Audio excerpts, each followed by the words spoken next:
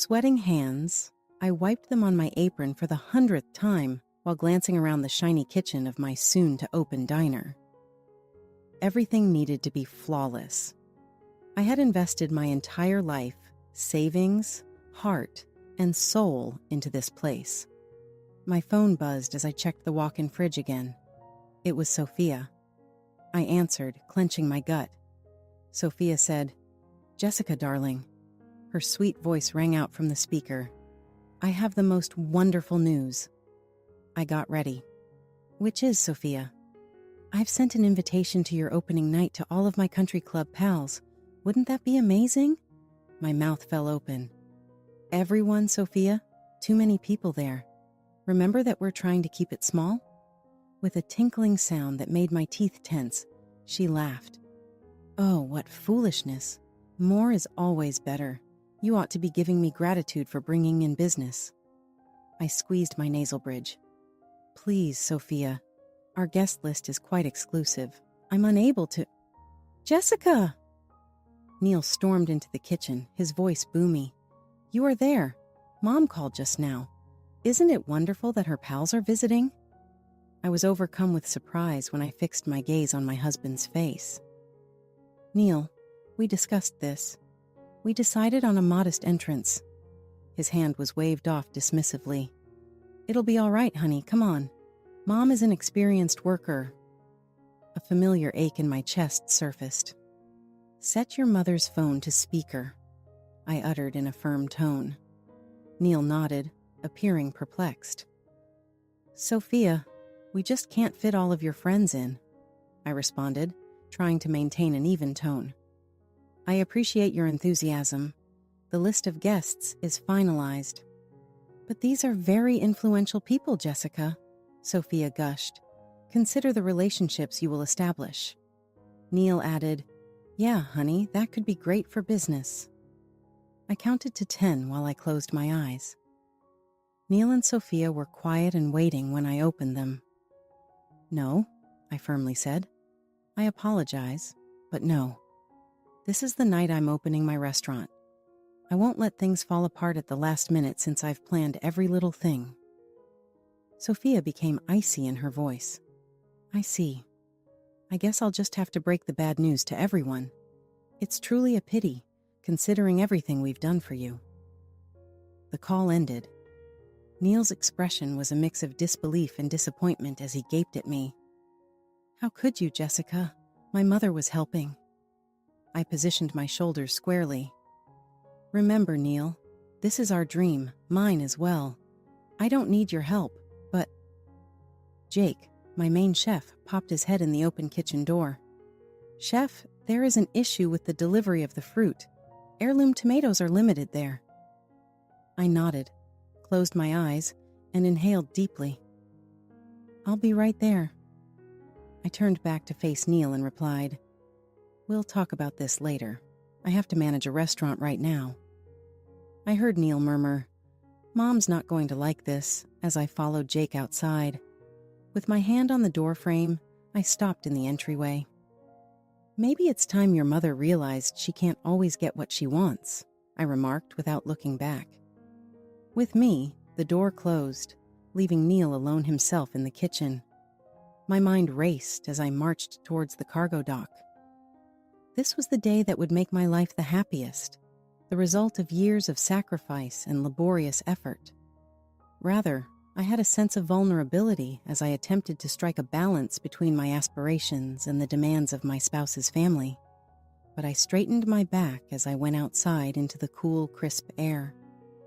This was my chance, my restaurant, and I was going to make it work, whether Sophia approved or not, come hell or high water. I was knee-deep in preparation work for the restaurant's soft opening the day following my run-in with Sophia.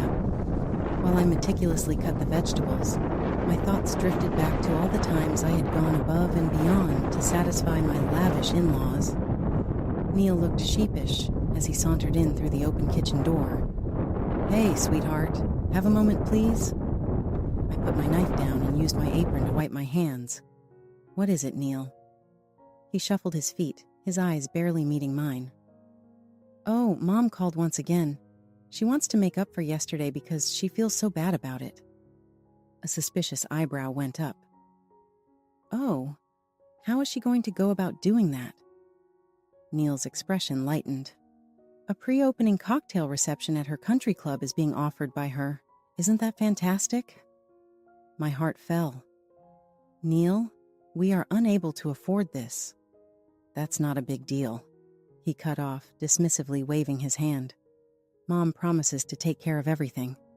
She is apologizing in this way. I took a deep breath and closed my eyes. And what's the catch? Neil had a perplexed expression. Catch? Nothing is at risk.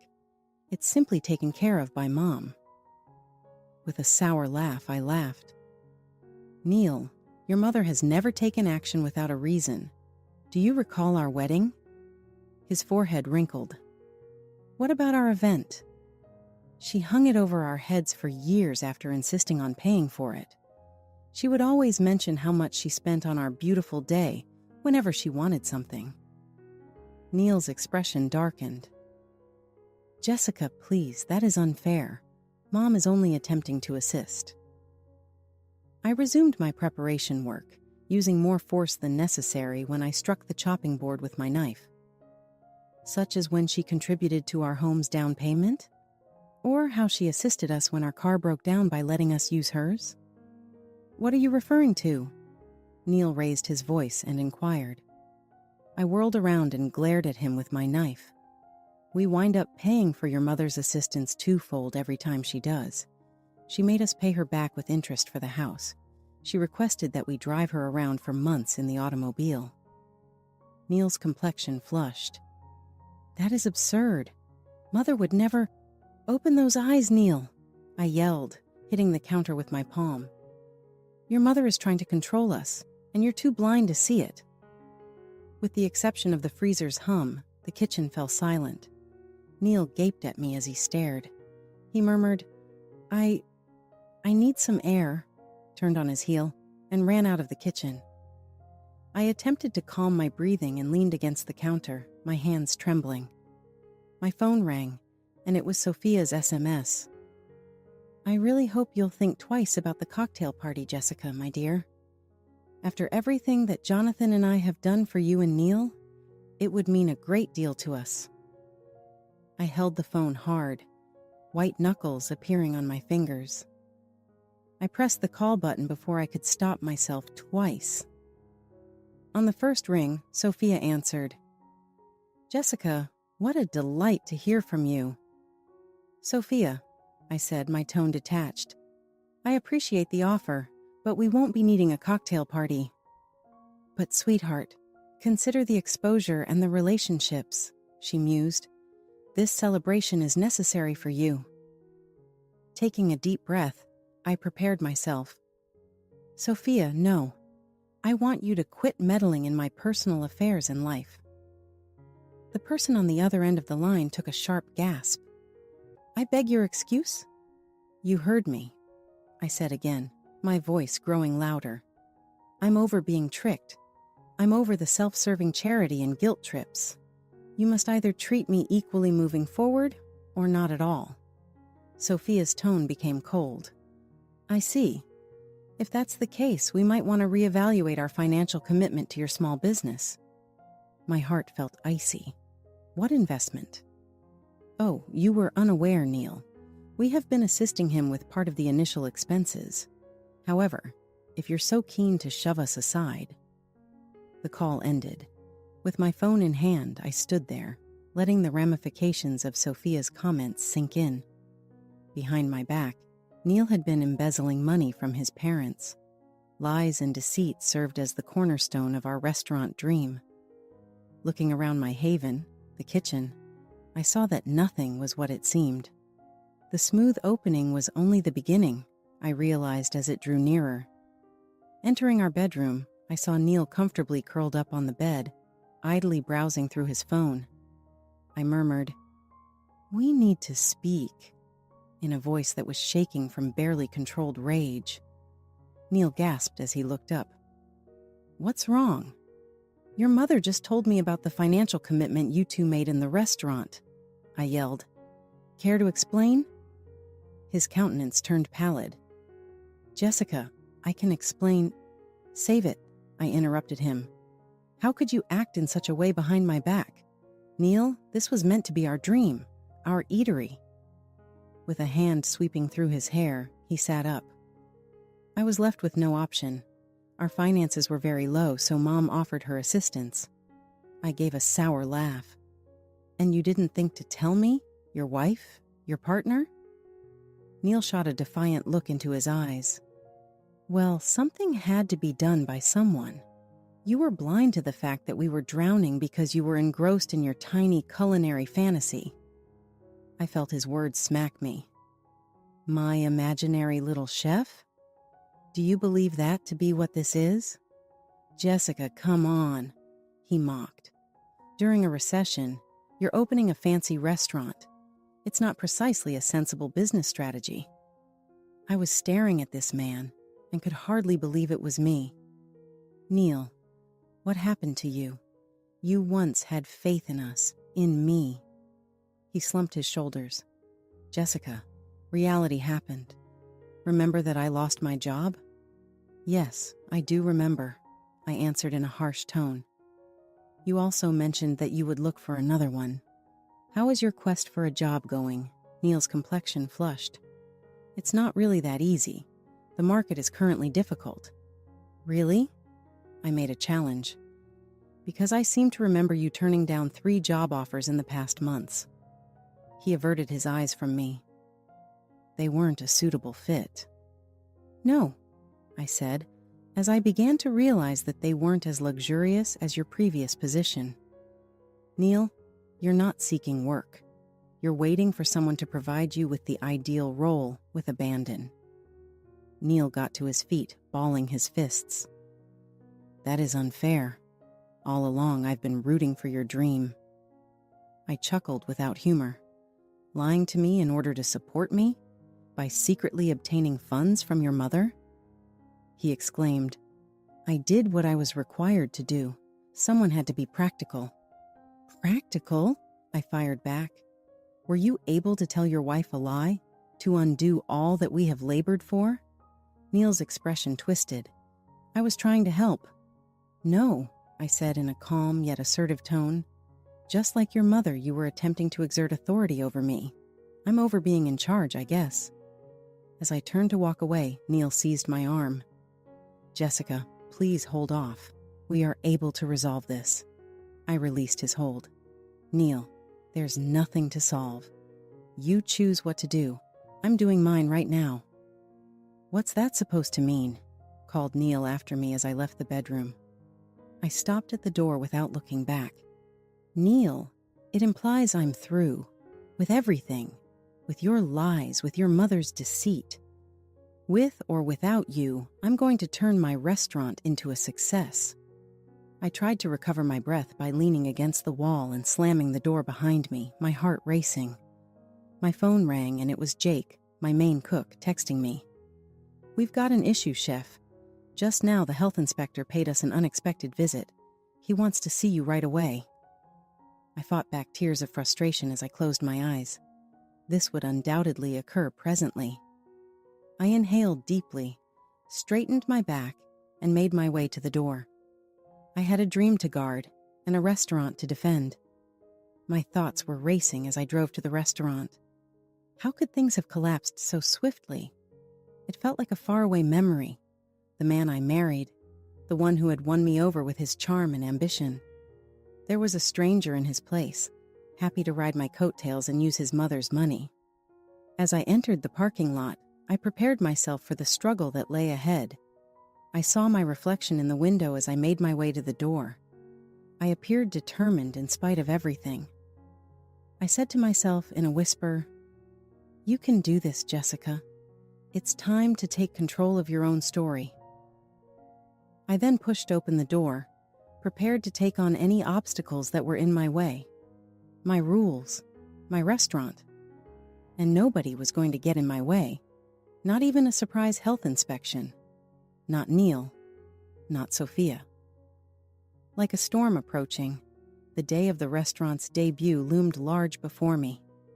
Smelling faintly of herbs and the hum of appliances, I stood in the kitchen, trying to calm the gnawing dread in my gut.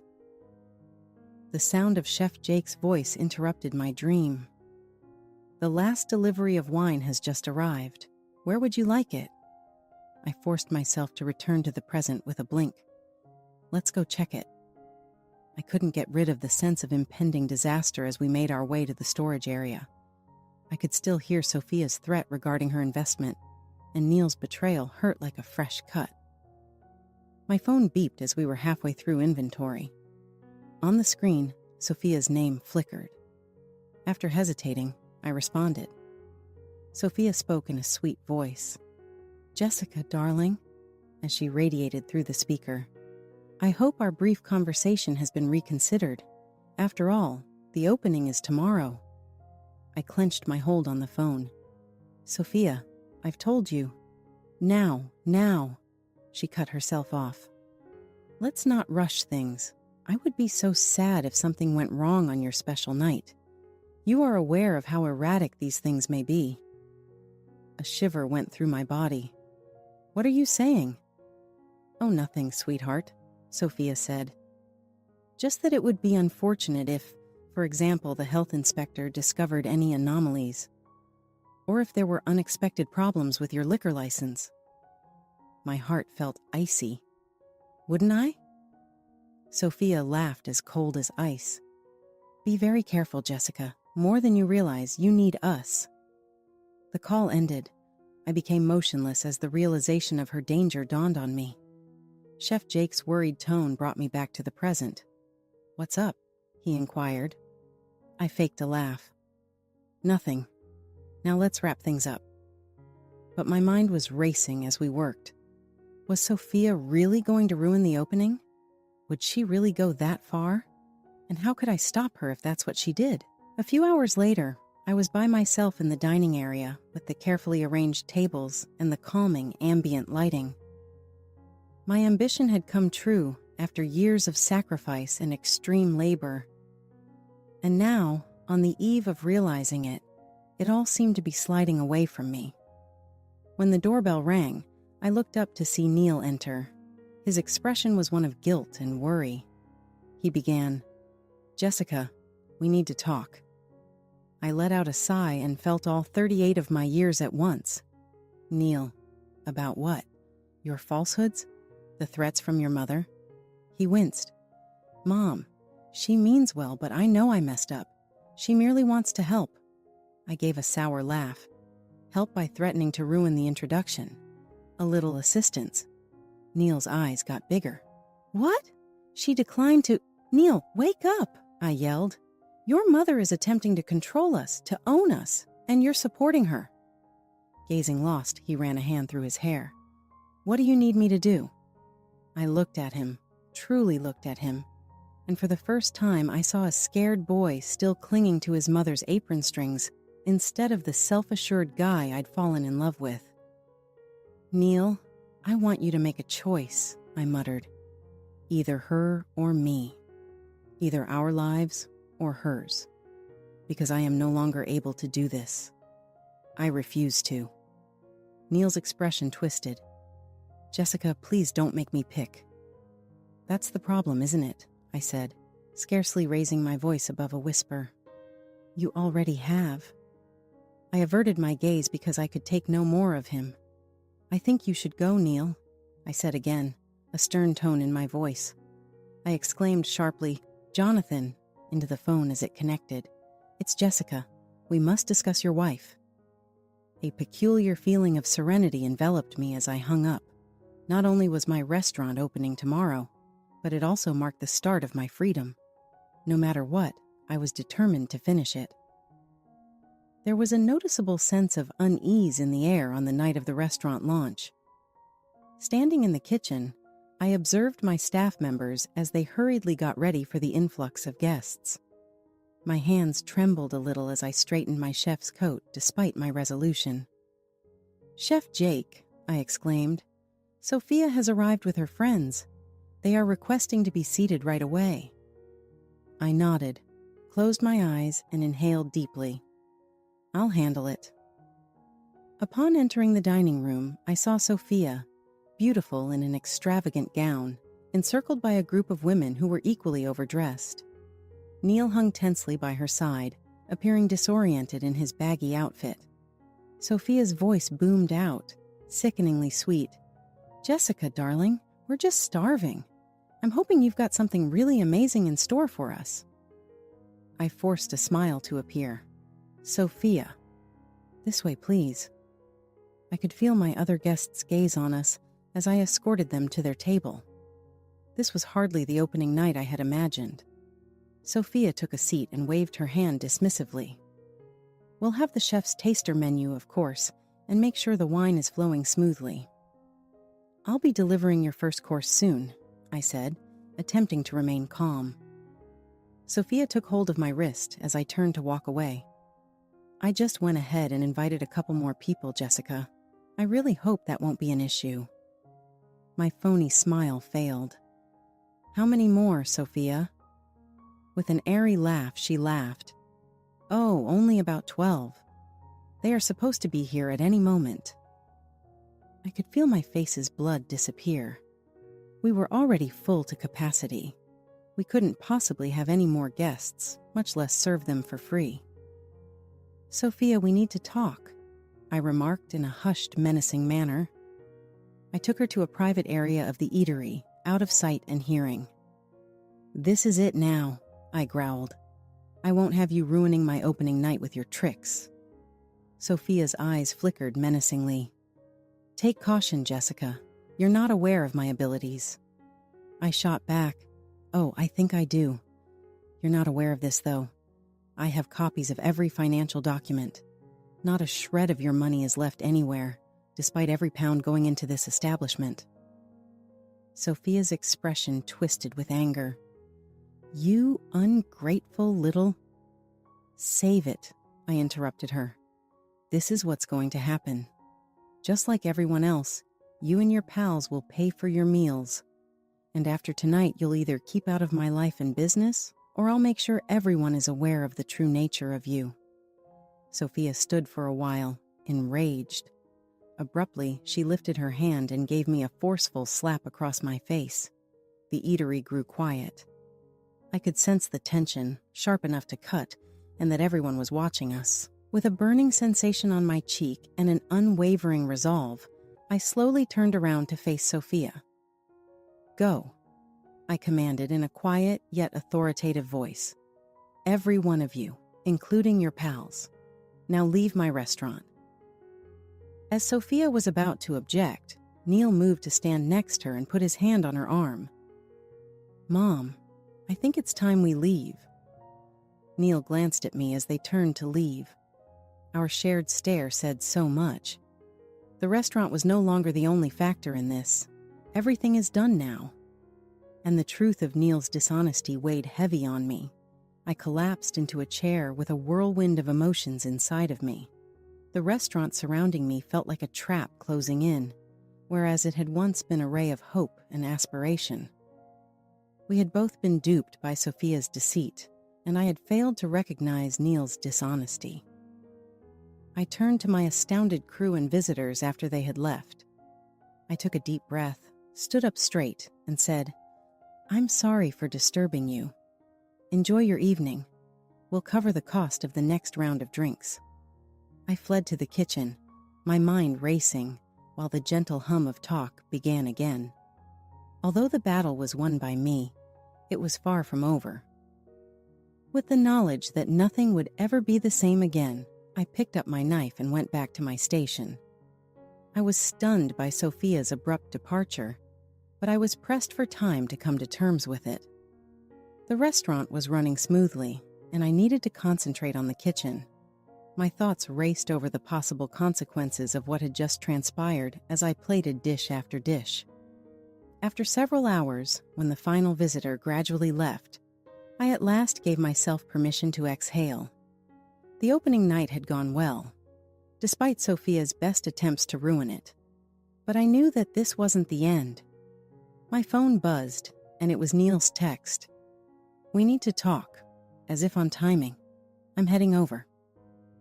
Sighing, I readied myself for yet another argument. Neil's expression, upon his arrival, was a mixture of bewilderment, outrage, and something approaching guilt. "Jessica, what the heck was that about?" he demanded. "How could you degrade my mother in such a way?"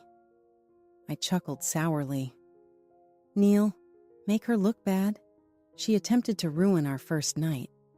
Are you concerned about her feelings because she intimidated me and tried to manipulate us?" Neil's expression twisted. "She was only attempting to assist, but now she won't pay for anything. What is the total amount of money we have lost?" My heart felt icy. "Neil, what do you mean, how much money have we lost?" He averted his gaze, reluctant to look me in the eye.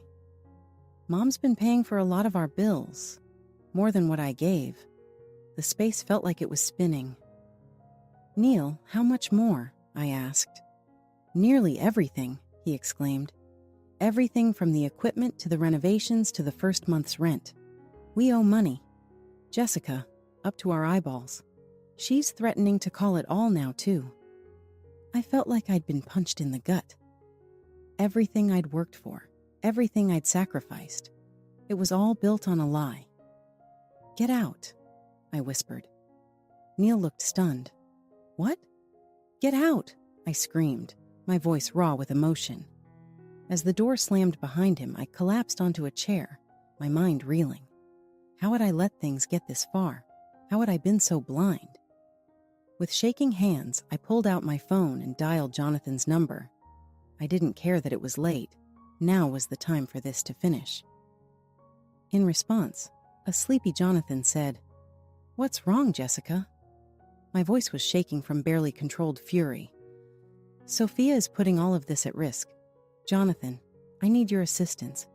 Please." A quiet silence ensued. "I'll be there in 20 minutes.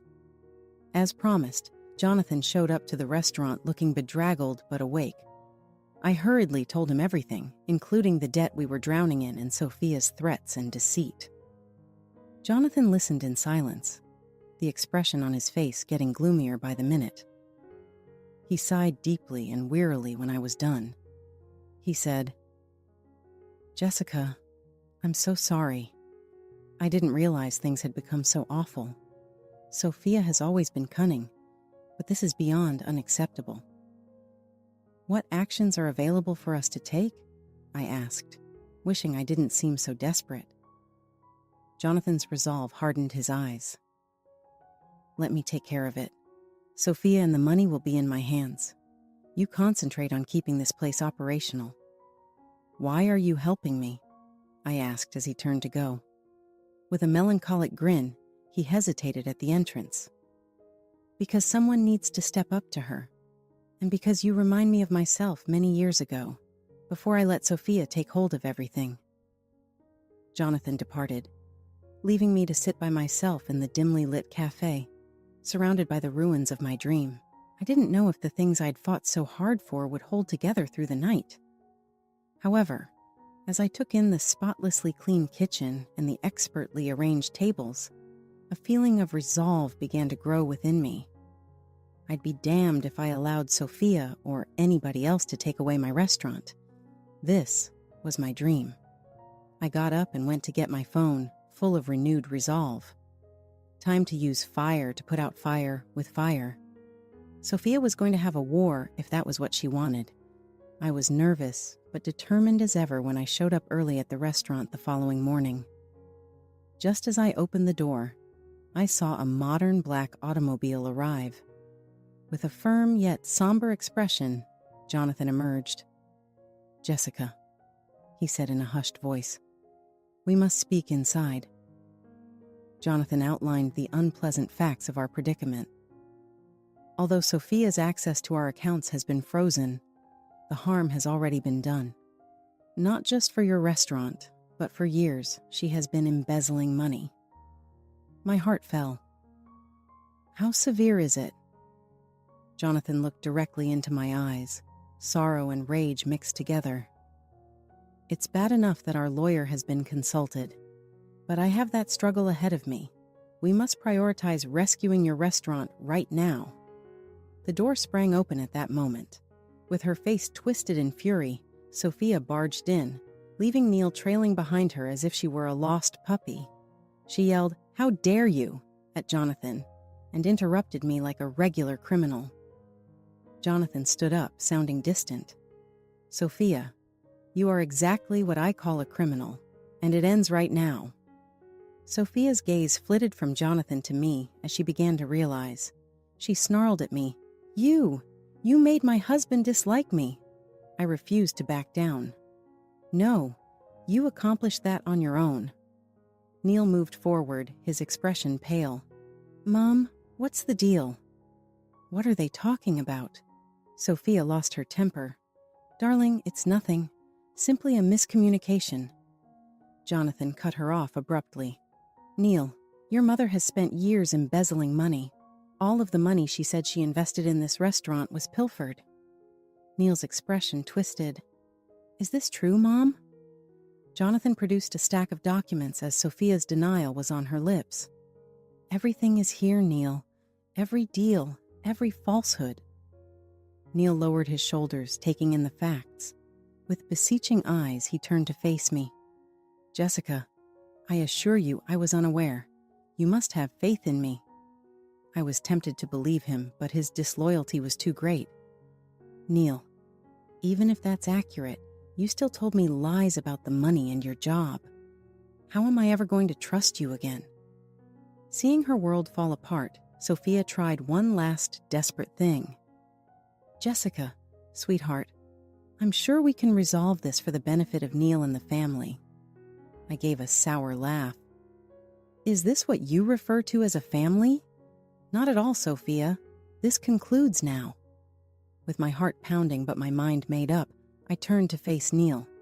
"I am done with you. I need a divorce." The space became quiet. Neil's expression was a mix of disbelief and hurt as he glanced at me. "Please, Jessica, let's get this fixed." I gave a head shake. "No, Neil, we are unable to. It's finished." With a cry of helplessness, Sophia threw herself onto a chair. Jonathan tried to console her, but when the issue really hit home, his eyes grew icy. Neil's surprise gave way to rage. "You are to blame for this," he yelled at his mother. "You ruined everything." With her well-built world collapsing around her, Sophia wept. With a heavy sigh, Jonathan appeared every bit the 65 years old. "Jessica, let me handle this. You give attention to your eatery." I stood alone in the middle of my dream, feeling both free and afraid as Jonathan escorted Sophia and Neil out. I really did own the restaurant, but at what cost? With a look of worry on his face, Jake emerged from the kitchen. "Chef, how are you doing?" Standing up straight, I inhaled deeply. "I am not okay, Jake. However, I will be." With a fierce resolution in my eyes, I turned to face him. "We have to manage a restaurant. Now let's get to work." Upon entering the kitchen, I experienced a release of tension from my shoulders. Though the path ahead would be difficult, I felt free for the first time in years. Free from Neil's weakness, free from Sophia's manipulation, and free to make my own decisions.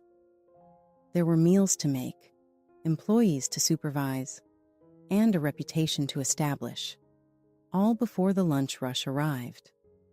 However, when I fastened my apron and took up my knife, I was determined that I would meet any obstacles head-on and conquer them according to my own terms. Nothing would ever alter my life, my restaurant, or my regulations. It had been 5 years since that turbulent night when everything in my existence collapsed. I'm amazed at how far I've come, standing in the busy kitchen of my restaurant, which is now a well-known landmark in Connecticut. As would be imagined, the divorce from Neil was a mess. Though Sophia battled valiantly to undermine my reputation, Jonathan remained by my side, offering proof of her deceit. Ultimately, I left the restaurant with complete ownership, and my dignity unharmed. The most difficult year was the first. It seemed like I was climbing a mountain with my hands tied when I had to rebuild my life and my company from the ground up. Nevertheless, I persisted, giving my task every bit of my ardor and resolve. I wake up from my trance to the sound of Chef Jake's voice, my executive main chef of choice now. The New York Times food critic has just arrived. I smooth down my chef's coat and take a big breath. All right, team. This is the goal we have been pursuing. Let's demonstrate to them our capabilities. As I supervise the creation of our tasting menu, my thoughts stray to Leo, my 3-year boyfriend. We bonded over heirloom tomatoes and handmade cheeses when we first met at a neighborhood farmer's market. His steadfast assistance and sincere affection have provided comfort to my wounded heart. After swinging open the kitchen doors, Leo enters carrying our daughter Emily. She always wants to help out in the kitchen, and at 3 years old, she is already displaying the makings of a future chef. Emily yells, "Mommy," and reaches for me. I pick her up and smell her sweet aroma. "What are the two of you doing here?" With sparkling eyes, Leo smiles. "We were unable to miss your special evening. In addition, someone kept insisting on wishing you luck." Emily gives my cheek a wet kiss. "Mom, good luck." A sensation of warmth fills my chest, a far cry from the continual tension and worry I had while married to Neil. This is the feeling of genuine family support. With a solemn expression, Jake approaches me as I return Emily to Leo. "Chef, there's a visitor in the dining room to see you." I head out of the kitchen, curious. When I notice it's Sophia who's waiting, my heart stops. She is more mature and reserved than I recall. She no longer exudes the same arrogance. Instead, she now has an almost regretful appearance. She whispers, "Jessica," scarcely raising her voice above a whisper. "I owe you an apology." I stand there speechless and stunned. Sophia keeps talking, her words flying out. "It was not forgiven what I did to you, Neil, or our family. I've been in therapy for the past 5 years, attempting to comprehend my actions. I need to let you know how sorry I am, even if I don't expect your forgiveness." I briefly travel back in time to that evening and experience all of the hurt and rage again. However, when I look at Sophia now, I see something. The influence she used to have over me has faded. I'm not that lady anymore, someone who would give up her aspirations in order to win the acceptance of others. "I appreciate you mentioning that, Sophia," I added in a firm voice. "Thank you for apologizing. I hope you've been able to find peace." With tears in her eyes, she nods and walks away. She stops as she approaches the door. "Your restaurant looks stunning. Jessica, you've done great. I'm proud of you, I really am." I'm left standing in the center of my flourishing restaurant, surrounded by the life I've created for myself. And then she's gone. Emily is in Leo's arms as he appears at my side. "Everything okay?" I glance at him, our daughter, and the busy eatery surrounding us. "Yes," I reply, my face lighting up with a smile. "Everything is perfect." I feel accomplished as we make our way back to the kitchen. Though the path has been difficult and replete with heartbreak and betrayal, it has brought me to this point in my life, this family that I have created for myself. A new chapter is about to begin. My team is prepared, and the critic is waiting. This time, though, I'm tackling it head on and have an unwavering support system of love around me. I take up my knife, put on my apron, and enter my territory. "All right, team, let's make some magic."